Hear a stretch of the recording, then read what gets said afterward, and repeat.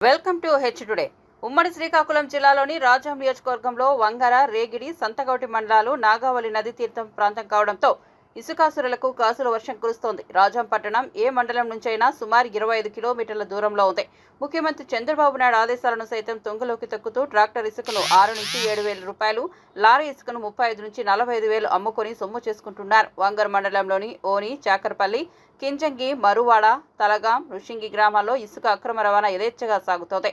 అలాగే రేగిడి మండలంలోని కొమిరి, వెంకంపేట, కందిస, తునివాడ, రేగిడి, కండ్య గ్రామాల్లో, సంతకౌటి మండలంలోని తమరాం, మేడమితి గ్రామంలో ఇసుక అక్రమ రవాణా యథేచ్ఛగా జరుగుతోంది. పోలీసులకు, రెవెన్యూ అధికారులకు, ఎన్ఫోర్స్మెంట్ అధికారులకు విషయం తెలిసినప్పటికీ ఎవరి వాటా వారికి చేరడంతో చూసి చూడనట్లు వ్యవహరిస్తున్నారు. కానీ ఎవరూ దీనిపై చర్యలు తీసుకోవడం లేదు.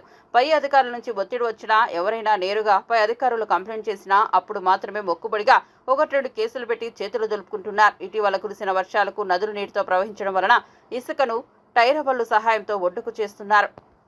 అక్కడి నుంచి వాళ్లకు అనుకూలంగా ఉండే ప్రదేశాలకు ట్రాక్టర్ ద్వారా తరలించి డంపు చేస్తారు. రేగిడి మండలంలోని కన్యా గ్రామం నుంచి కొండగూడెం మీదుగా జావాలోని వాటర్ ట్యాంక్ సమీపంలో డంప్ చేసి రాత్రిపూట ఇసుక అక్రమ దందా జోరుగా సాగుతోంది.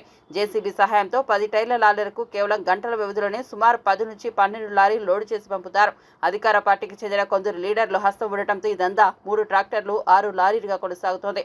అధికారులు సైతం చూడనట్లు వెళ్లడం తప్ప ఏమీ చేయలేని పరిస్థితి. ప్రతిపక్షంలో ఉన్నప్పుడు అధికార పక్షంపై నిప్పులు చెరిగిన వీళ్లు అధికారంలోకి రాగానే అదే బాణీలో వెళ్తున్నారని ప్రజలు పెదవిరుస్తున్నారు. ముఖ్యమంత్రి చంద్రబాబు నాయుడు ఆశయాలకు అనుగుణంగా సామాన్యులకు ఇసుకను అందుబాటులోకి, ధరలోకి ఉంచాలని కోరుకుంటున్నారు.